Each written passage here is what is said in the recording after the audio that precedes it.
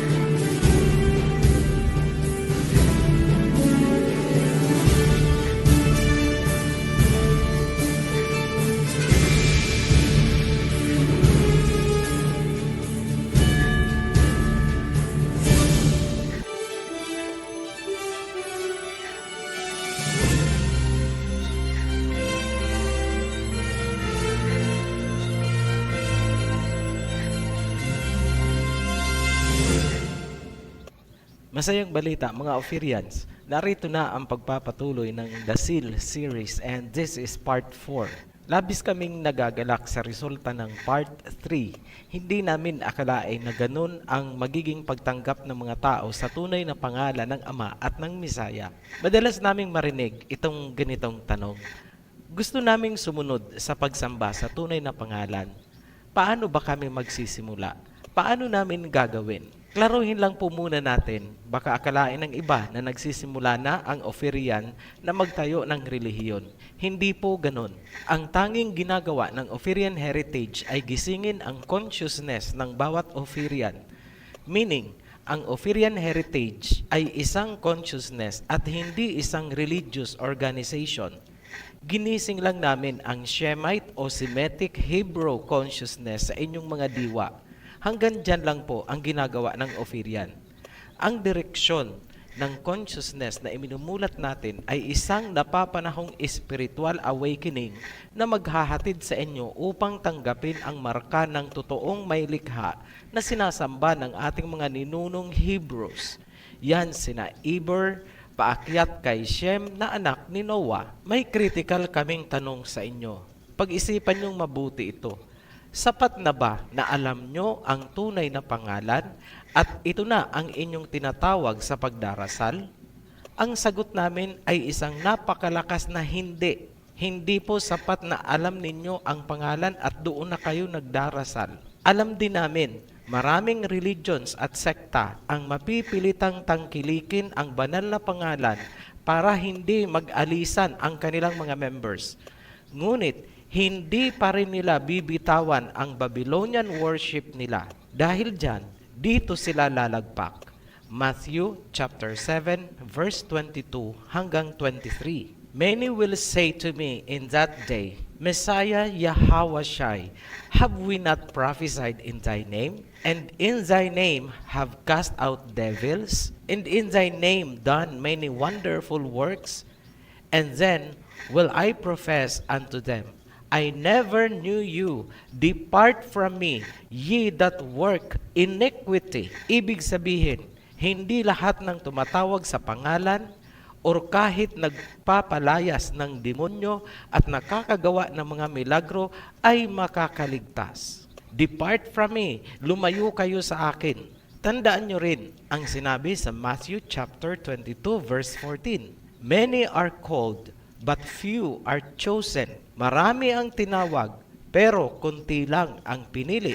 Ano ang malinaw na inilalarawan? Hindi sapat na alam mo at ginagamit mo ang pangalan. Kailangan mo maging sealed ng name sa iyong forehead. Ngayon, pag-usapan natin ang marka o seal. Ayon sa Revelation chapter 14 verse 1, imamarka sa forehead ng kanyang mga pinili ang pangalan ng Ama at ng Anak. Symbolic po ang forehead, meaning isipan o diwa. Sa English, consciousness. To get the mark, may dalawang action kang dapat gawin. Una, talikuran mo at alisin sa isipan ang nakagisnang Babylonian worship. Come out of her, my people. Revelation chapter 18 verse 4. Umalis ka, lumabas ka. Hindi pwedeng tatanggapin mo ang pangalan, pero nariyan ka pa rin sa loob ng Babylonian organization. Get out, lumabas ka, umalis ka. You cannot serve two masters. Matthew chapter 6 verse 24. Kapag nagawa mo nang umalis, repent. Pagsisihan mo ang mga nagawa mong kasalanan noong ikaw ay nasa loob pa ng Babylonian worship. Then, submit yourself to baptism. Magpabautismo ka sa pangalan ng Ama at ng Anak, at huwag na huwag kang babalik sa Babylonian worship. Napakalaking kasalanan ang matapos mong tanggapin ang katotohanan ay tatalikuran mo at ikaw ay babalik sa Babylonian system. Pag-usapan natin ang baptism. Nais naming linawin na ang baptism ay hindi pagbibigay ng pangalan. Kalimutan nyo na ang Babylonian doctrine na yan. Ang bautismo ay isang banal na pakikipagtipan or commitment sa may likha at hindi sa isang relihiyon o sekta. Sa madaling salita, nagpapamember ka sa isang higher spiritual consciousness at hindi sa worldly religions or anumang organisasyon. Ngayon, ano ang baptism? Basahin natin sa Romans chapter 6 verse 4. We were therefore buried with him through baptism into death in order that just as Yahushua was raised from the dead through the glory of the Father, we too may live a new life. Sa pamamagitan ng bautismo, tayo ay ililibing gaya ng Mesaya na namatay para tayo ay tubusin. At tayo ay babangon mula sa tubig gaya ng pagbangon ng Mesaya mula sa kamatayan. Baptism ang first step sa plan of salvation. Kanino tayo nakikipagkasundo at umaanib sa pamamagitan ng baptism? Ephesians chapter 4 verse 4 hanggang 6. There is one body and one spirit, just as you were called to one hope when you were called. One Yahweh, one faith, one baptism, one almighty creator of all, who is over all and through all and in all. Umaanib tayo sa iisang katawan, isang spirit, isang paniniwala, isang binyag sa pangalan ng isang may likha. Ang pagpapabinyag ay isang pagpapasakop hindi sa isang relihiyon kundi sa iisang katawan, isang espiritu ng Aba Yahweh. Yan ang Hebrew-Ophirian consciousness. Ngayon, ano ang paghahanda para mabinyagan? Una, repentance. Mark chapter 1 verse 4 hanggang 5. And so John the Baptist appeared in the wilderness, preaching a baptism of repentance for the forgiveness of sins. The whole Judean countryside and all the people of Jerusalem went out to him. Nag-preach si John sa wilderness tungkol sa baptism para sa kapatawaran ng mga kasalanan. Kung kaya, ang buong Judea at lahat ng tao sa Jerusalem ay pumunta sa kanya para magpabautismo. Bakit kailangan ang repentance o pagsisisi, paghingi ng tawad at pagtalikod sa maling paniniwala? Nasusulat sa Acts chapter 2 verse 38 hanggang 41. Peter replied, "Repent and be baptized, every one of you, in the name of Yahushua for the forgiveness of your sins, and you will receive the gift of the Holy Spirit." Those who accepted his message were baptized, and about 3,000 were added to their number that day. Sinabi ni Peter na kailangan munang magsisi sa kasalanan, magpabaptize upang tanggapin ang gift of the Holy Spirit. Klarado na kailangan munang magpabaptize, kailangan ang cleansing para tayo ay makatanggap ng gift of the Holy Spirit.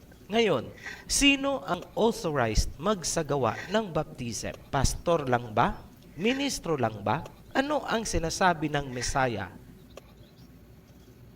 Talasan niyo po ang pangunawa sa babasahin naming talata.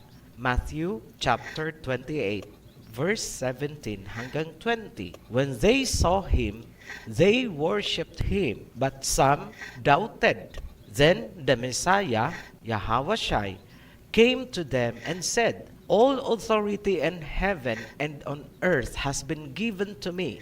Therefore, go and make disciples of all nations, baptizing them in the name of the Father and of the Son and of the Holy Spirit. Pansining mabuti na ang authority na magsagawa ng baptism ay ibinigay ng Misaya sa mga tao mismo. Hindi sinabi sa mga ordinadong pastor o ministro, kundi sa mga tao. Ngayon, titigang mabuti ang context or sitwasyon sa Acts kung saan tumutugba ang sinabi ng Misaya. Lawakan ang pangunawa. Acts chapter 2, verse 38 hanggang 41. Peter replied, Repent and be baptized, every one of you, in the name of Yahawashai for the forgiveness of your sins, and you will receive the gift of the Holy Spirit. Those who accepted his message were baptized, and about 3,000 were added to their number that day. Paano nabautismohan ni Peter ang 3,000 katao sa maghapon? Ipagpalagay nating 10 hours niyang gagawin.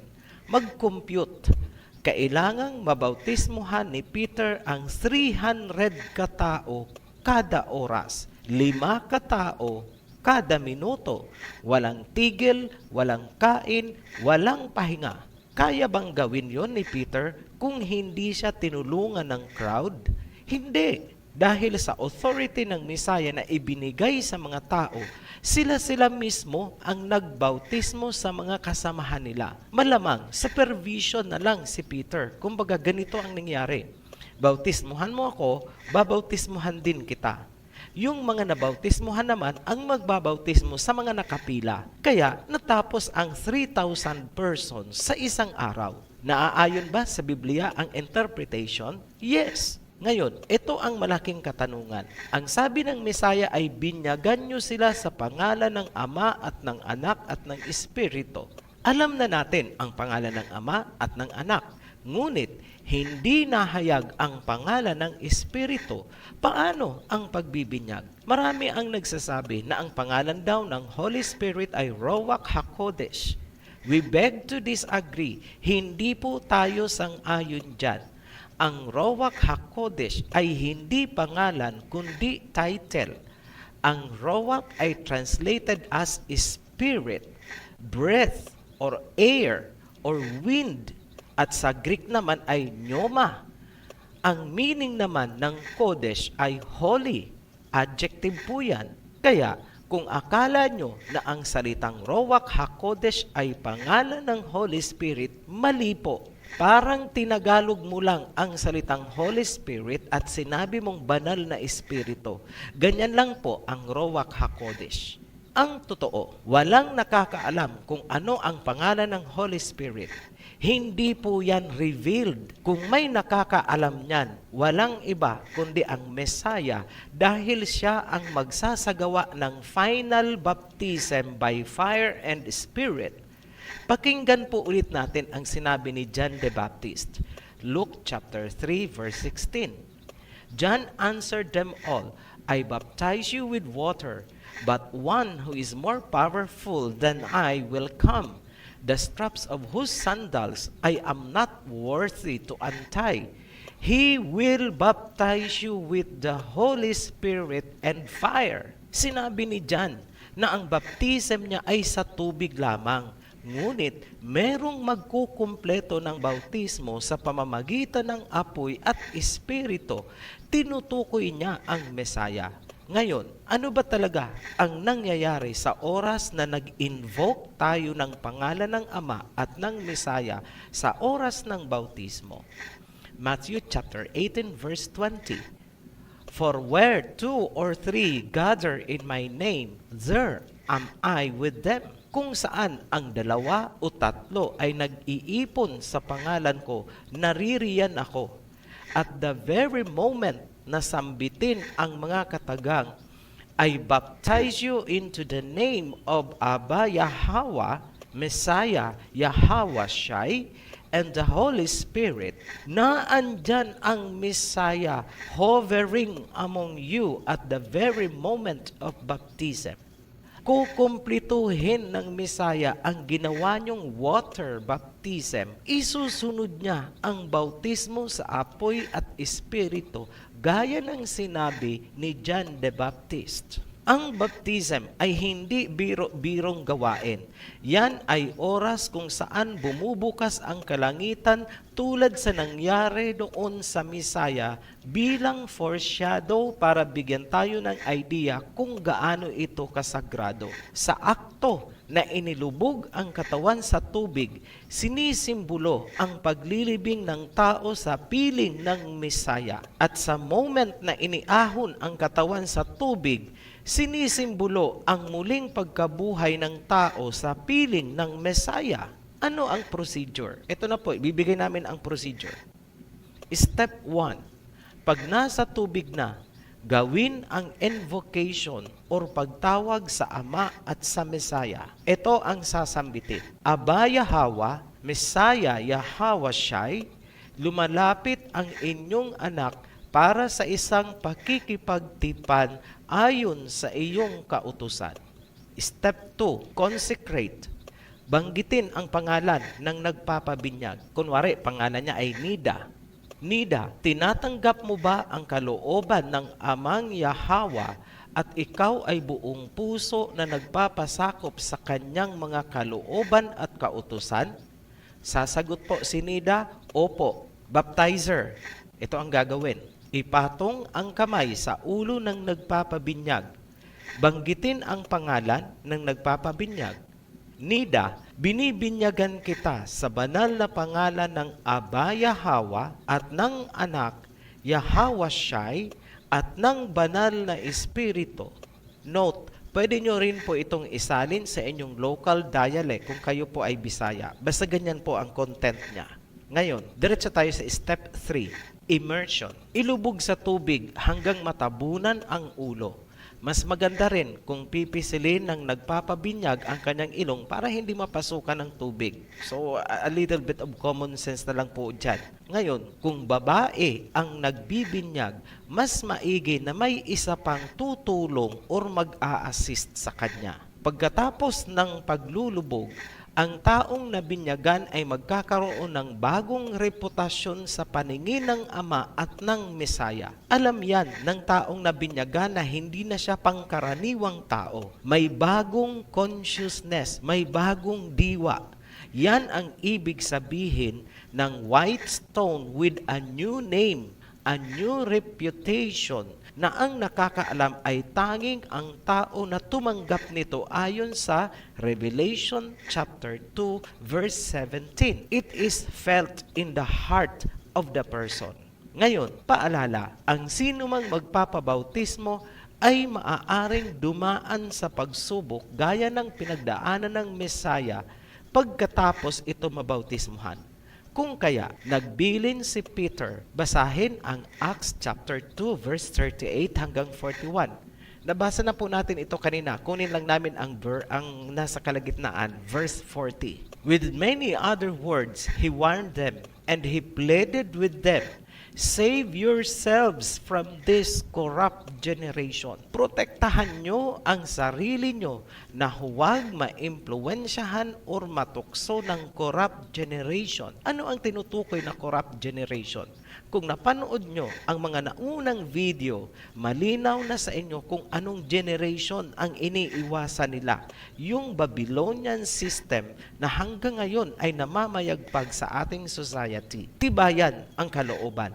Kapag nakita ng mga supporters nitong Zeus cult na ito na iba ang iyong paniniwala, iba sa kanila, tatawagin ka na nilang Antikristo at ikaw ay tatawagin ding kulto. Ngunit, alam mo sa kalooban mo na ikaw ay may ibang reputation na nakasulat sa white stone at ikaw lang ang nakakaalam. Hindi nila alam yon. Sa sino mang nagnanais na magpabautismo, consider nyo muna itong mga preparation at saka mga bits and pieces of advice. Maraming pinapatupad na kautusan ang Aba Yahawa. Maraming ipinagbabawal. Ngunit huwag niyong titingnan ang mga yan bilang hadlang sa pagpapabautismo. Alam ng Ama na kung pagbabasihan lang ang kakayahan nating sumunod, walang sino mang tao na makakatupad.